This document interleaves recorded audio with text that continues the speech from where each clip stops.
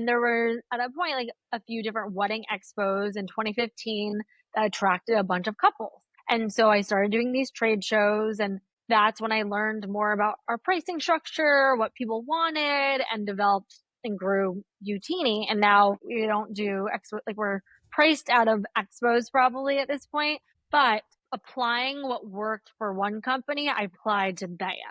So I ended up signing up for Cosmoprof, which is a big beauty expo. It's in Vegas in July. We basically launched officially. And a month later, we had this expo. And the cool part about these trade shows is, yes, you might meet some customers, but it's really more industry. So my thought was, well, let's do a trade show. It's not brides that we're trying to get. Who are we trying to get? Retailers. We want buyers there. And it's a great way for them to discover you. So we got a little booth, and then we ended up meeting the team from Neiman Marcus, and they tried our products. I pitched them. And then the next day, they're like, we're obsessed with your serum. We put on our arms last night and I can't believe the difference. Let's talk more. And that's honestly how we got our first account, which was Neiman Marcus. And at that point they were launching, sexual wellness, and they wanted us to be like a launch partner because we're, very elevated, but we were in this very cool category. And that's ultimately how we end up meeting Urban Outfitters and Free People. So it was a really good way to meet buyers.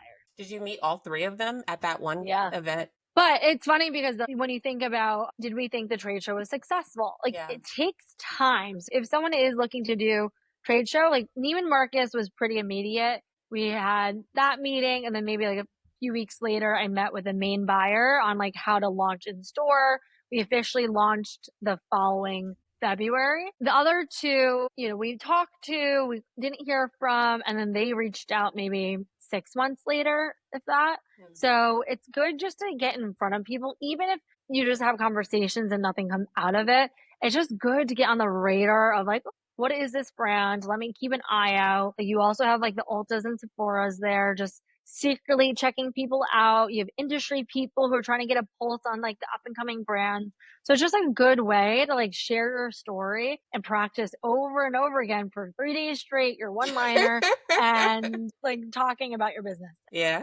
What was your one-liner? What do you think kind of drew them in? I can't remember. Gosh, what I don't know if I even had a one-liner. I was like, Beia addresses intimate concerns like sweat, odor, body blemishes that affect our confidence in the bedroom and beyond.